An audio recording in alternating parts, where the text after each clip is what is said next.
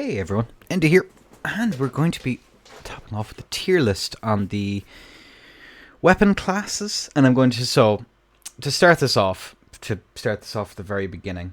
When I say weapon classes, I'm counting offhands, I'm counting different things that the setup has access to.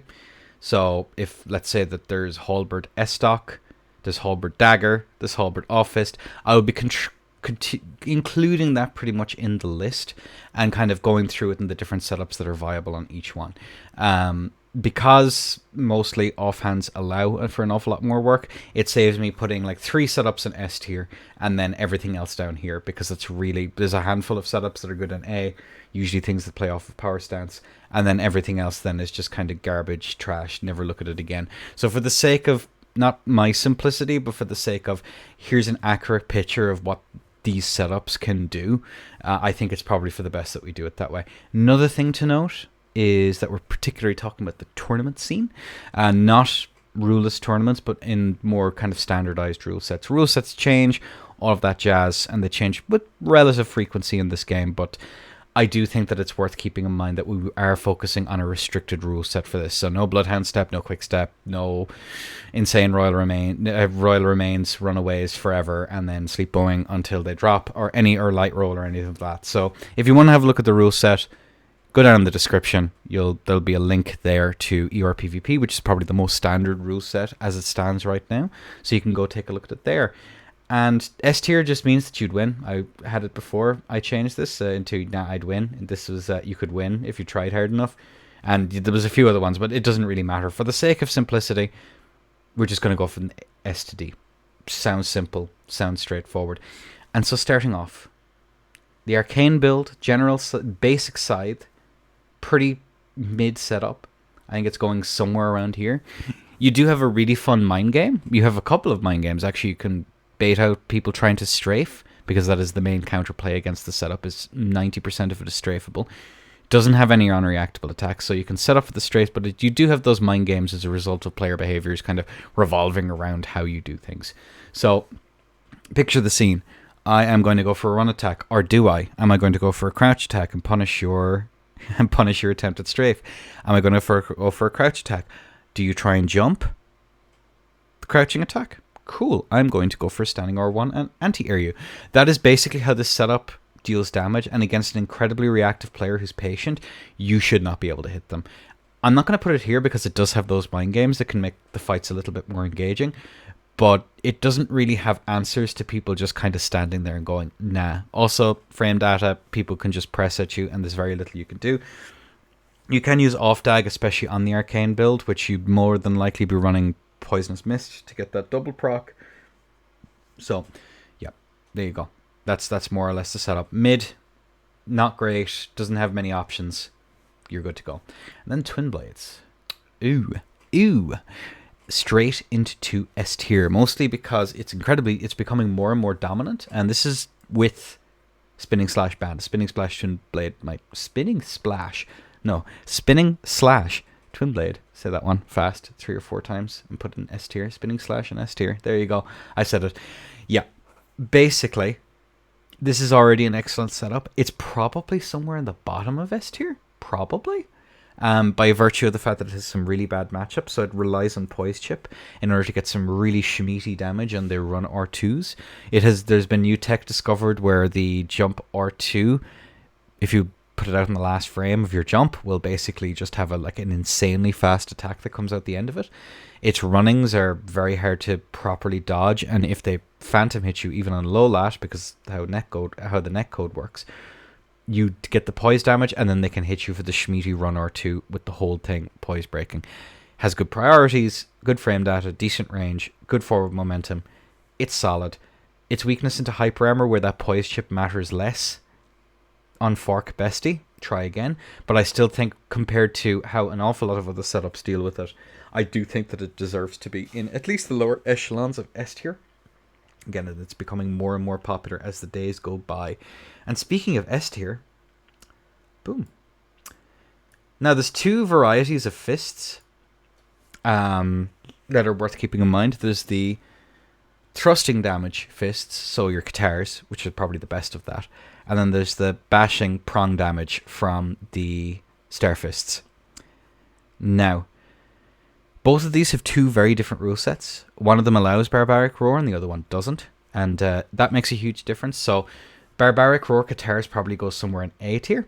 But the creme de la creme, the one that needed restricting and needed nerfing, which is Starfists, goes up in S tier. Strength build, 70 strength, pump all of your stats into it, do insane damage, trade with things and win. Run attack that has almost guaranteed chip damage. Yeah, it's guaranteed. So you have the insane damage, good forward momentum. The only thing holding its back is its range. But I'm gonna be real, range don't matter at all. At all. At all. It is a perfectly good setup, and I would argue it's probably one of the best setups in the game. So yeah, fists go up there. Starfist, strength build, I think it's Dex on your Katars. Very, very solid. Very, very good. If you're learning the game and you want to have a toggle to get that last hit in with that really hard to react to chip, boom, it does fists. You have them on pretty much every build for that last hit, because if someone doesn't want to be hit, it could be very hard to hit them in this game. Great hammers. There is one moveset that's good on great hammers, and it is the crouch R1 spin. It also has really, really good tracking like an anti-air. Particularly the Great Club moveset is generally considered one of the best. Your R2s, you can't hit anything. Your standing R1s, they have to blunder pretty hard. It is negative range, so I'm going to put it all the way back in B tier. You can make it a little bit easier. You set it up with Flame Strike, and then you have, what is it at all? Yeah, Flame Strike and an off dag, and all of a sudden this becomes incredibly spooky. I don't think it's good per se, but it has options and it can really play with people, and it has hyper armor. So for the record, the crouch attack comes out. The attack frame actually starts on like frame 8 or 10. It's one of the fastest attacks in the game, but you have to dead angle it in order to make it work. So you turn to your right, and then the attack swings over your head, and you can hit people very early with it when they're not expecting it. And because of the hyper armor, it's a little bit more forgiving on you messing up spacing, but you do not have the range to be able to compete with this, and you certainly don't have the range to be able to compete with this. So I'm thinking it's a pretty solid B tier. Somewhere around here. I think it's probably worse than is it worse? It's probably about the same as a scythe, really, when I think of it. But yeah, we're going to ignore the Sacred Seals. I'm going to put them somewhere because you just have so many options with magic and incantations that I have to do something on its own with those. And I don't think that this tier list... I think this tier list is complicated enough. Here's your best build. Bestial Sling, Catch Flame, Pest Threads, maybe something funny. Let's just put it in the middle of like B tier for the sake of argument. It's a strong build. It's a terrorist. It's a terrorism. How good it actually is, we don't really know. Luber took it out very early in the patch and went insane. There's been a couple of cute people on ladder who've been using kind of incant builds, but it's vulnerable to flask punishing. It's vulnerable to insane amounts of pressure. And despite how many tricks people put out, I don't know if it's able to compete with the other setups. We'll put it in B for now. This is a very tentative B. We're just pure incant builds in general. It's a very tentative B. Don't think it's great, but you do have other things that can make it work, and it's a decent enough offhand with access to those tools. Daggers. That's an S tier. Probably putting it above Twin Blade. The daggers are so fast. They are unreactable chip damage. The only thing holding them back is range, and their range is longer than some other things in the game. They can do decent-ish damage. They can apply status pressure. You have funky poke cooks. So Shield Poke is a player who cooked up a Earthsteel dagger build that uses the off-wacky to not have the power stance moveset. That's not why this is here. This is here because it enables half of the other setups in the game to be able to function correctly. It is insanely strong. I think that it's underrated how much damage the dagger can accrue over the course of a match that is safe, which is very rare in these games. You can press, roll out, you're unpunishable. They have to mind game you into pressing at the wrong time and then punishing you for it. you have to make a mistake in order to get hit while you're pressing the L1 button. The fact that it is entirely player dependent whether or not you get hit is utterly bonkers. Very, very strong setup. You have so many different variations of Hull Dag, Greatsword off Dag. You have CGS off Dag. You have it's a good last hit. It has a bunch of it's functional on a bunch of different builds. You have extra crit damage from Misery Court. Very, very strong. Syncadea does insane damage on strength. It's just it has it all. It has it all except the high range. So that's its only thing holding it back, but I don't think that matters. I think that it's good enough on its own. Light bows. C tier. The only reason I'm putting this here is that it's part of an absolutely diabolical build that I don't think is like overpowered, but it's incredibly toxic. Even in a small arena. Sleep bow is ridiculous. You have a fast attack that you can apply from range that has status build up on ghost hits alone, and it puts them into some form of stun. Even if they jump it puts them in a temporary stun, to which you toggle over to Moonveil, and then you try to Moonveil them. Sleep arrows, Moonveil. Not overpowered, not in a decent arena, but incredibly annoying. And for that reason alone, I'm going to put it up to C tier, because I think that it's just, you have so much ammunition. It's ridiculous, but that's neither here nor there. It goes there for now. That's the only build it's really good at. And then we move on to bottom of D. These things are awful. They're absolutely terrible. They take way too long to load up. The only good thing they are for in a tournament or competitive setting is for the host to tell you that the fight has begun. They're way too slow. You can do things to deal with recovery. They've physicked and are now running at you, frothing at the mouth. There are funky things you can do for a laugh, but at that point you're just trolling. There's no reason to do it. This is Miyazaki's vision right here. No ability to hit someone unless by luck they don't reaction roll. And yeah, there you go. It just has nothing going for it. Great swords. Probably C tier. KGS is a true combo that's quite funky. You have the second R1 into the next R1, the true combos.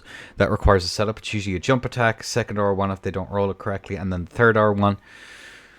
There you go. That's your true combo. It's kind of a bit one note. It has hyper armor. Marcaveso has been proving that he is a goat by running through brackets with these things, both restricted and unrestricted, and doing insanely well. And much to our delight, landing Piercing Fang after Piercing Fang while people punch drywall. It is nuts how good that man is. And it's a shame how god-awful the weapon is. It has hyper armor, and it's relatively quick compared to other hyper armor weapons, but there are better ones. That's the funny part. Actually, no, it's not C tier. It's probably upper close to B. There we go. We fixed it. It's not good. It's not a good setup, but it's not dreadful. You can do work with it. You're still fighting an uphill battle on even some of the things down here probably have a good matchup into it. But it's able to hold its own against these things up here, so I think it more or less holds it on. It just has the same problem that most other things are, that it's entirely down to the other people making mistakes rather than entirely down to you making mistakes. That's it. That's the setup. GG's though. Shake the hand. Bows. Garbage. Throw them out. Same reason as this. This is quicker. This isn't.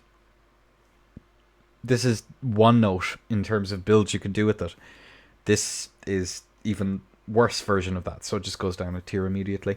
You could probably find someone who's cooked. I know there's one person who's insanely good at free aiming and actually setting up shots.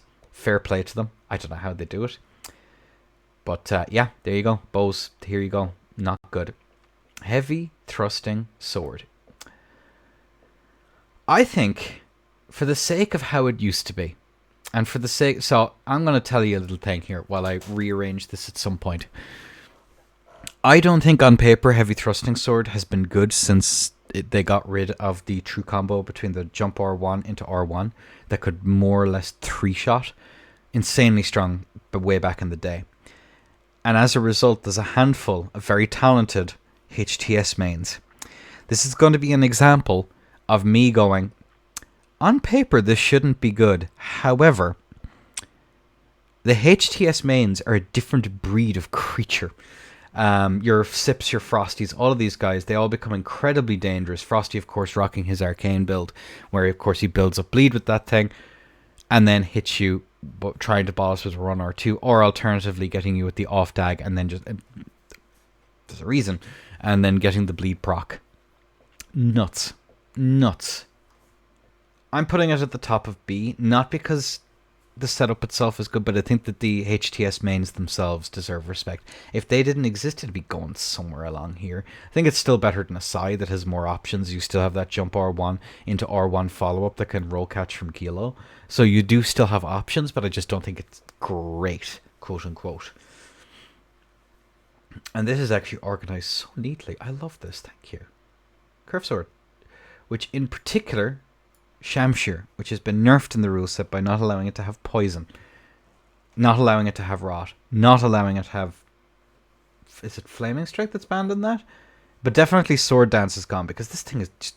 It eats people up. Hyper Armor before was insane. This doesn't even have Hyper Armor now, and it's still up there. It has decent matchups into these other things that are up here.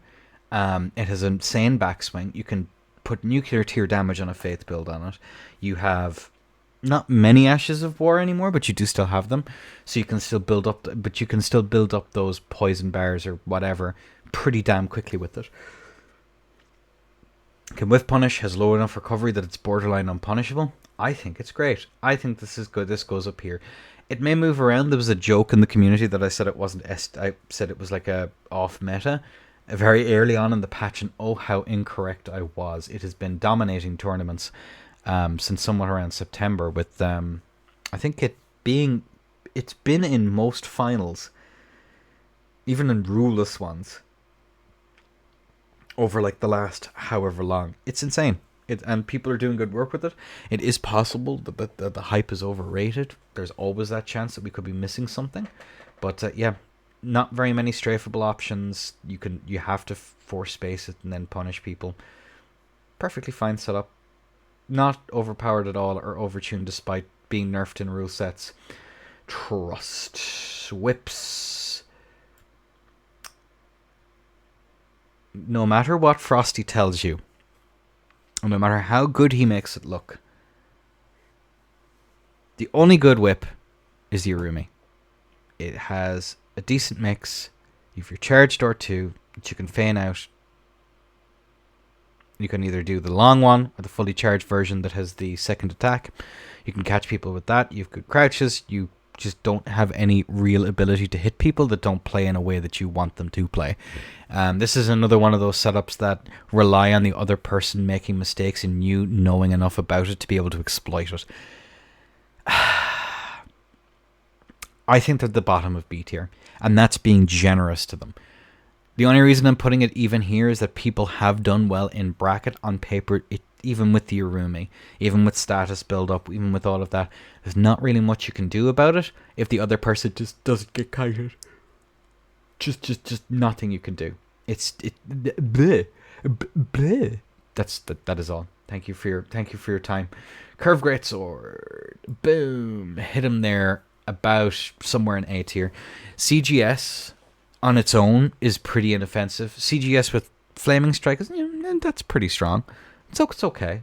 It has Hyper Armor. It has decent-ish moveset. It can be strafed. But it has a good Ash of War. Now add an off dag. Now add an off stock. Now, fuck it, why not? Off fist. Why not? For a laugh. Why not an off straight sword? Why not? It's these other things that put people in dilemmas where you're able to utilize the Flaming Strike, you're able to utilize just like catching people out of position where they think you're going to go for one thing, you can hit them with another. Is it great?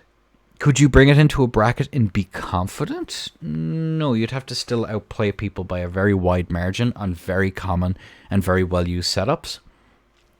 But it's an option. You do have it. It is there. It has been in bracket. It has done well.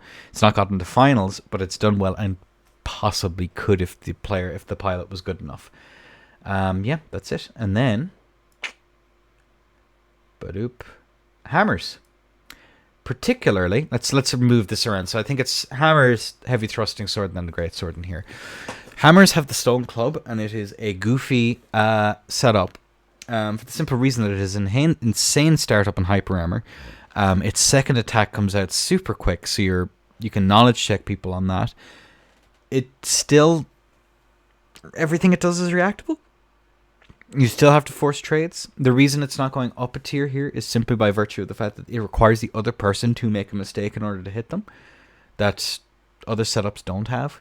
It requires just there's better options for what it does in terms of like a CGS or something like that. It's probably the best of like the hyper armor setups exclusively two-handing or whatever. That's fantastic. Does that mean that it's A tier? I don't think so. I think it's like just on the cusp. Things down here, I don't think really have options into this. So goofy ass setup. Not quite able to make it here, but it might actually be pretty close between these two, the more that I think about it. And then, speaking of goofy ass setups, but in a bad way, I think great axes go down here. I don't think they're particularly good. There's like one good one, and does it even have an Ash of War? I forgot how often I see that thing. I don't even know. They have no options. They can't hit things. They rely on, even more so than something like this or this, they rely on people making mistakes and you punishing them, pressing at the wrong time. It just ends up in both people doing stutter steps at each other until one of them fucks up. Not a good setup. Doesn't have many options. There you go. Against Stone Staff, kind of putting this tentatively here. Yeah, I don't know. I don't think there's a magic spell that an Ash of War doesn't already do, but better. Prove me wrong. Do well with it, is all I can say. Put this at least here. Someone, please. Bring back Bevan Slicer Mage from way back when. Again, mages haven't really been relevant since Slicer did nuclear tier damage on Terra Magica. And anyone I've seen who has rocked it in bracket has regretted it almost immediately. I don't think it's particularly good.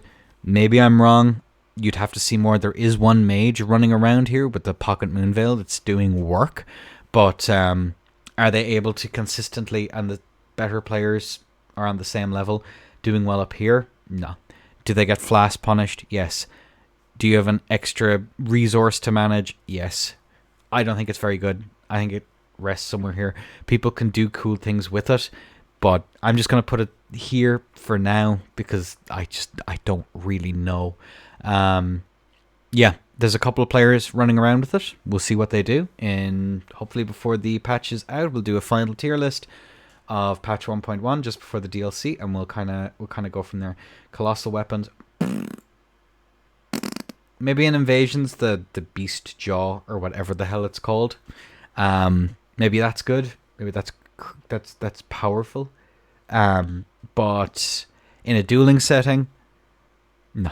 It can't hit anything. It has the exact same problem as everything else. It just can't hit shit.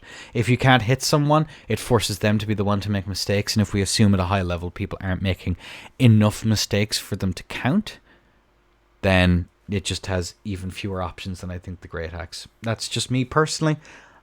Maybe I'm missing something. I don't think it's the same as the Great Hammer where it has a option, even if it's not a great option. That is something to keep in mind. Thrusting Sword, best setup in the game. Yeah, it's the best setup that it has gone through several nerfs, and it's even then been dominant. You can't hit what you can't catch, and it has such low recovery. It has a great moveset. It has those rolling attacks. As a correction, if you watched the video I did on thrusting swords earlier, I used the words rolling and crouching interchangeably when it came to the attack that comes after. The rolling attack is like 10 frames. The other one is like 13 or 14. Doesn't seem like much. It makes a world of difference. Thrusting swords are nuts. Obscene.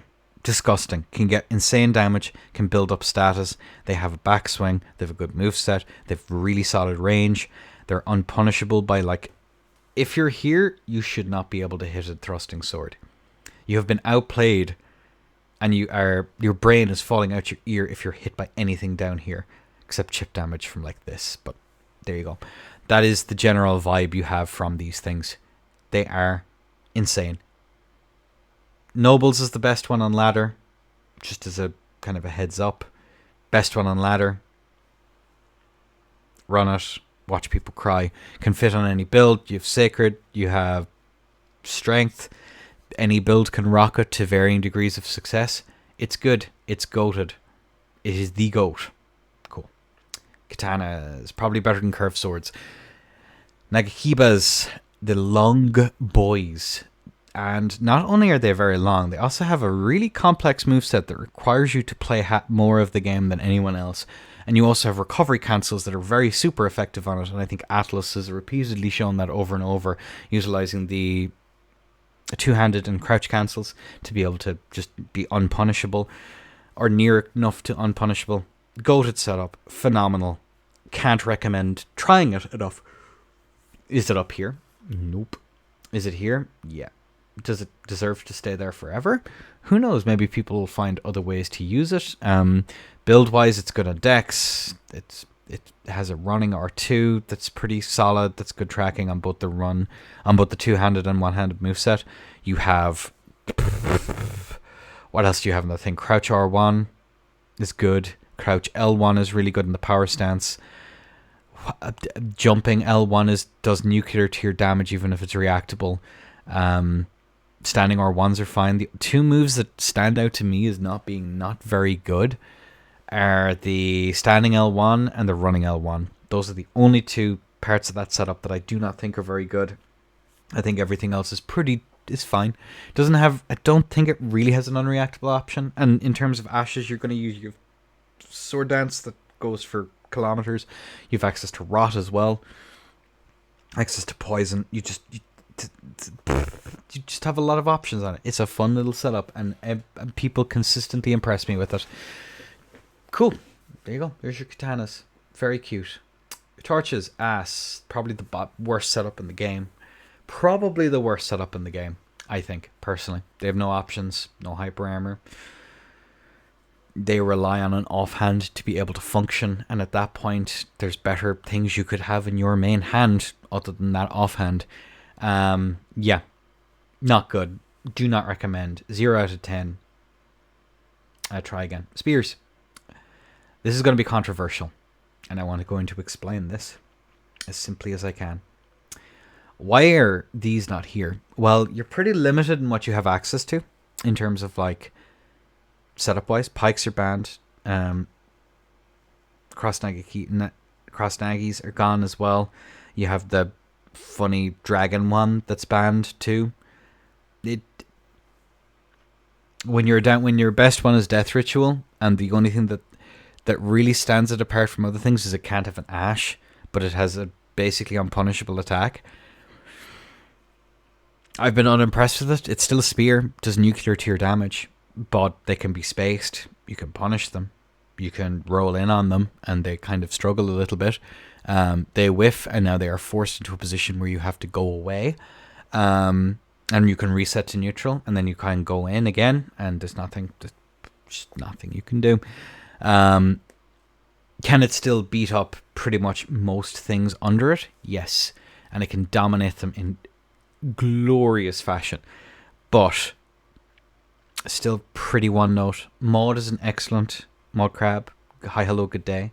Both of them are known spear enjoyers and have been preaching about the glories of spears for quite a while. Could it go into S tier?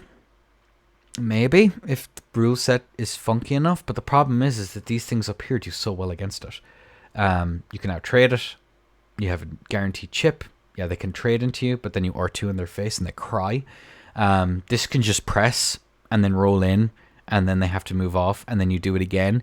And so they have no real options against you because they know what you're going to do next. You can play off that in mind game, but that's not the setup doing work. That's what's going on in your head. So yeah, spears not great in the current rule set. Strong, probably on the cusp of this. It's just the thing holding it back is these things up here do well into it. That's the general vibe. Great bows. I've never seen someone use it well outside of trolling and already outskilling someone. You go for your shot, they go for a physic, you punish them once. In a set, they're never going to do that again. And they're going to run at you, and you don't have a physic. And as soon as you go for a physic, then they physic. And there you go. You have now played a game of chicken. Yeah, you have a recovery cancel. Does it matter? No. I think that they're pretty bad in 1v1 situations. Probably fine for invasions. Probably excellent for invasions. Probably okay in the arena, because you've so long to run. No, I don't think they're very good. It's an unfork bestie situation. Claws. I wanted to put them here. People have talked me into bringing it closer here. Here's the thing with claws. Okay, and this is maybe... Are they better than Greatsword? Not really. Greatsword beats them. I'm actually gonna put them under KGS. They have one thing going for them. That is their insane true combos that can bleed people out in like 3-shot. Does that make us... Does one thing, one trick that is you can play around worth? It's telegraphed the high heavens. Nothing it does is unreactable. It just has funny number on a bleed and a bleed proc. Could you maybe make them work? Months certainly did. Months tore through a bracket with them. Does that mean that they're good? Same reason I don't think this is good, just because Marco's good with them. On a short set, might you take this out to like make someone punch drywall? Maybe. Don't think they're very good. Raptor's Talons are a funny build. I don't think they're particularly good. That's personal preference. I don't know. Your mileage may vary. I don't think they're very good. I think that they're one note. Better players than me have beaten me with them, but better players than me could beat me on a scythe or a great hammer or a whip. Frosty has repeatedly. I don't want to talk about it, but yeah, that's the idea. Axes. I think they're garbage. I think offhand axe is like the only thing that's redeemable, and at that point, why not have a dagger? That is my hot take. You do have warped axe that can't hit anything in his negative range, but it has funny damage. You can put Cragblade on that. Best of luck actually casting it. Is it good? No. Might be is it above that jank? I'm just going to leave it there. There's so many better options. There's probably something that can make it work, but I have yet to see it.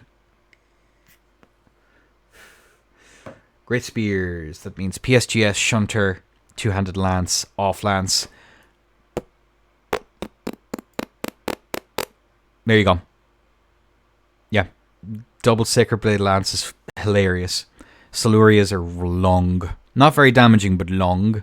And Tree Spears have to be nerfed to be allowed on ladder, and that you can't use greases on them.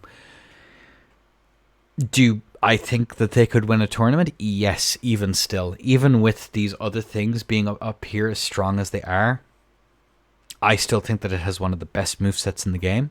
The only problem is its base neutral is kind of garbo. In other words, its standing attacks aren't great. It relies on the crouch attacks and rolling attacks in order to be good.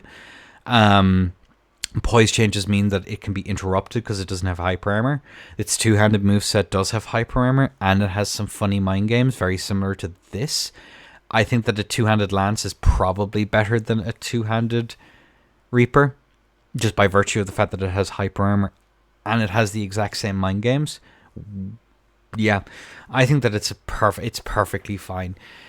If these things were to be brought back down a tier, I think we might have some problems. I think it might be very, very strong. But these things would have to be, especially thrusting sword, would have to be nuked into the ground in order to make this ever really stand up again.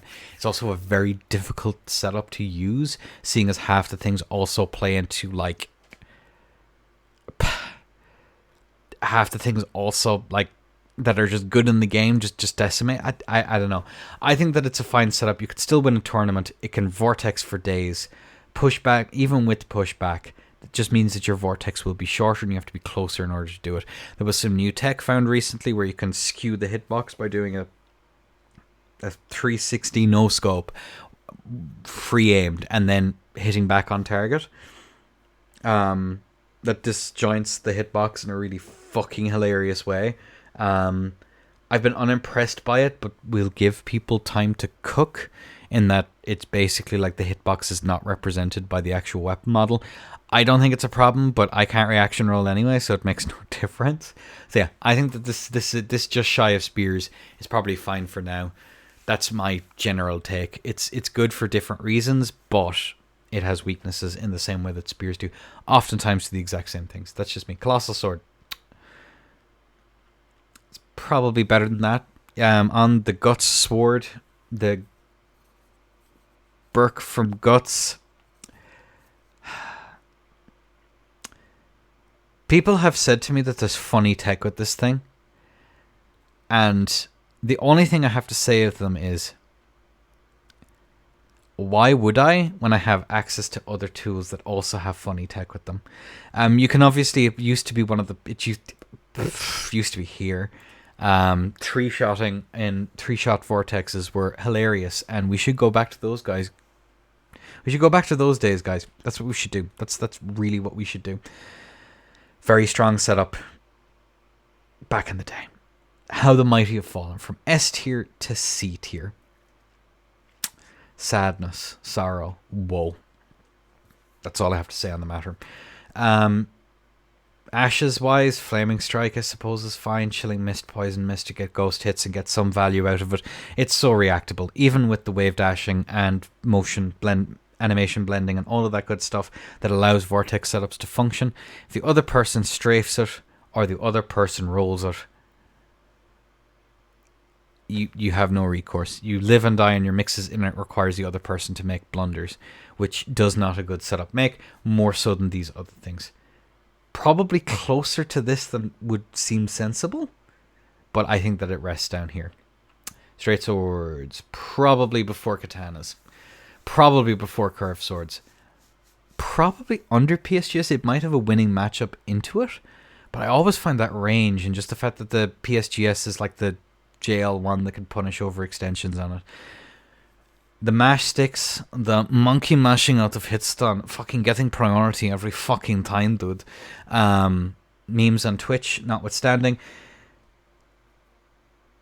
people can reaction roll and not trade with it.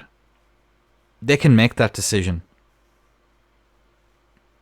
Now you have to make them make mistakes, and granted, it does have tools to allow you to do it. You can crouch R1 once again certain things to force rolls. You can empty jump at people to force rolls. You can late attack out of your jumps to try and catch people unawares. You can neutral skip in on top of them with your jumping attacks that are really good. Crouch R1 is probably the standout in that it allows the setup to really function in the current meta with how people are currently playing. So I think it's really good. There's a reason I took it into the last tournament, and it's a reason that I got to like winner semis with it. Because it can do nuclear tier damage. It has things that allow it to actually play the game using its borderline unreactable crouching and rolling attacks. And it's scary to be in the face of something that can have your health bar in 2 L1s. But these other things I think are just a little bit better. This may move a little bit. I think some of the things here could be put back and forward. Also, an important thing to note, toggle tech. So that is to say you toggle weapon from standing while sprinting, and then it immediately cancels the startup on the sprint, so you basically get a speed boost right off the bat. One of the few players I've seen use it to very high effect is Whitnick, and it's terrifying when he does it. He just runs at you and then runs away as soon as he hits to force out a whiff, and then just does the exact same thing again. It's scary. Yeah. It's just that's how the setup plays. You have crouch attacks, jump attacks, you have all sorts of things. You can trade, versatile, and it fits on any build. You have everything from like Dex Int to, and in the worst case, which is probably the worst one, all the way to like pure strength to pure fit. You have so many options. You have so many options with these. You have your Codeds, your Carrions, Knights. You have your Michelins for the funny nuke build. You have broads on strength, the nobles for Ashes of War that fits on it. It's just, it has loads of things. Had it sword dance, it'd probably go a little bit higher. Could even go up here on like the bottom of this, but without without having access to sword dance, and yeah, it's not quite as good. So yeah, I think just the middle of A tier for the time being is probably where I'd put it. Yeah, that's more or less where I'm. Halberds. Yeah, I think that works. I think that Halberd off dag is probably its best variant, and that is nerfed under the rule set to not have Flaming Strike, which hurts the setup so terribly. You have options in terms of you have horizontal halberds that just go straight across and you just straight poke. You have diagonal attack halberds like the trees, sentinels, halberd, spear, whatever the hell they call it. You have access to that on pure decks. That's fun. You have strength builds that can. I've already said strength builds with your flaming strike halberd, with the horizontal, with the vertical attack as well. World's Limit, still my favorite setup, even if I don't rock it in competitive settings all that much anymore. Just by virtue of it has an insane amount of counterplay, can be strafed, more so I'd argue than the Curved Greatsword. Yeah, I think that it's a perfectly fine setup. It's probably where most setups should be in the game. It's easy to use as well. You can literally run at people and press random buttons and probably you'll hit something. But it's very held back by its lack of Ashes of War. I'd ask someone to teach me how to make Loretta's work. I can't. I just don't like it. It doesn't work for me. Loretta's slash Frostbird, and then of course you have like Phalanx and a couple of other things kind of complement the moveset and some of its problem matchups, but it just doesn't work for me. Bring back Flame Strike, I'll probably use Halberd a bunch again, but for the time being Halberd off dag just is its strongest variant, and you can't use that anymore.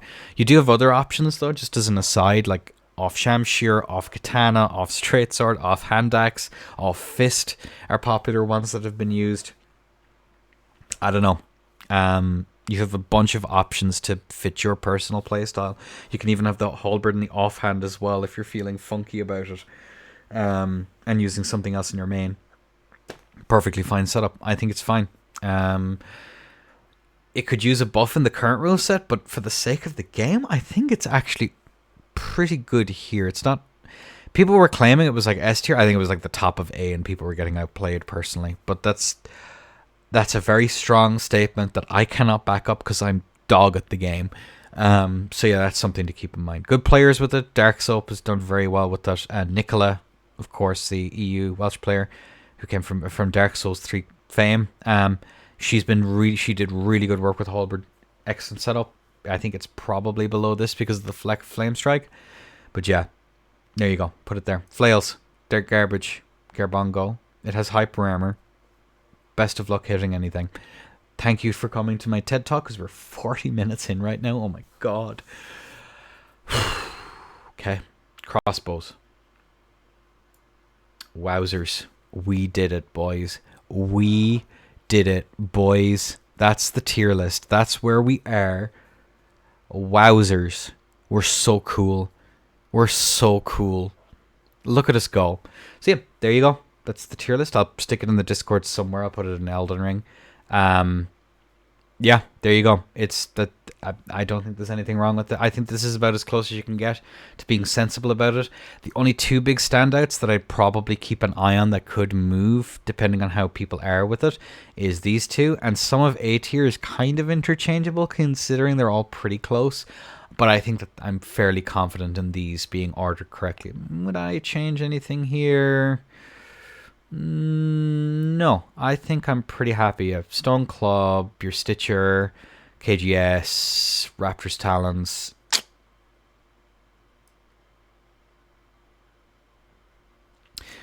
We'll make a compromise. We'll put it above Greatsword. I think that's fine. I think Scythe being here is fine. Great Hammers being there is probably okay, and Whips being there. Colossal, the Guts from Burke Sword. Yep, I think I'm pretty happy with this. Okay. Thank you for coming to my TED Talk. Yeah, go subscribe and do those things so I get an increased sense of validation from all of the attention you've all given me. If you've gotten to the end of this, God help you. I don't know how you enjoyed my rambling for that long, but there you go. And yeah, I'll talk to you all again. See you in the next one, folks. Bye-bye.